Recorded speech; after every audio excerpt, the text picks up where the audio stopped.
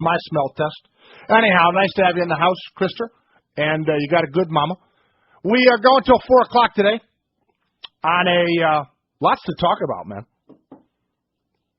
How was the weekend, Cap? I saw you on Friday at Shula's. Sank a few with Delvis there. Working Friday night? Yeah, you filled in for Ed on Friday night. That's a little bit different, that show, right? Yeah. A little bit of gambling orientation? Yeah, but I didn't get too many gambling calls, Did my own show. A lot of fun. Cool. Saturday, I took my little guy down to football camp. And in your honor, Captain Curtis, I spent the afternoon down at Jimbo's, down at Key Biscayne. All right. What a joint, man. The best. Awesome, baby. Was Jimbo hanging around? Don't know. Kind of doing my own thing.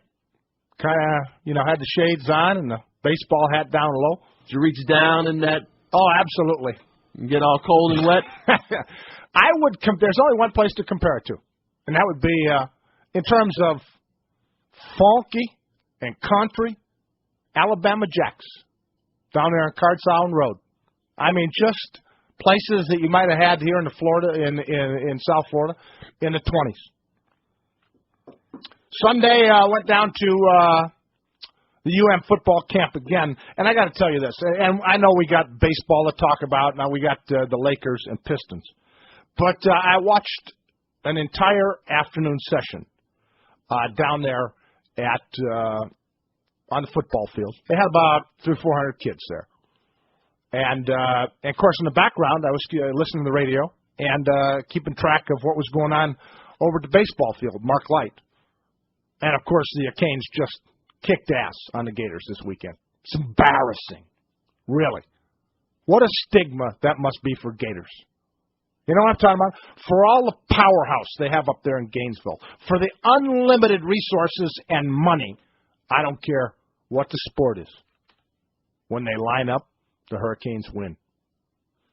I have no axe to grind, but more to the point. As I watched that coaching staff, I'm talking about Larry Coker and Art Kehoe, Randy Shannon, Greg Mark, Dan Werner, Mario Cristobal, and how they worked with kids and the thoroughness. I was impressed, man.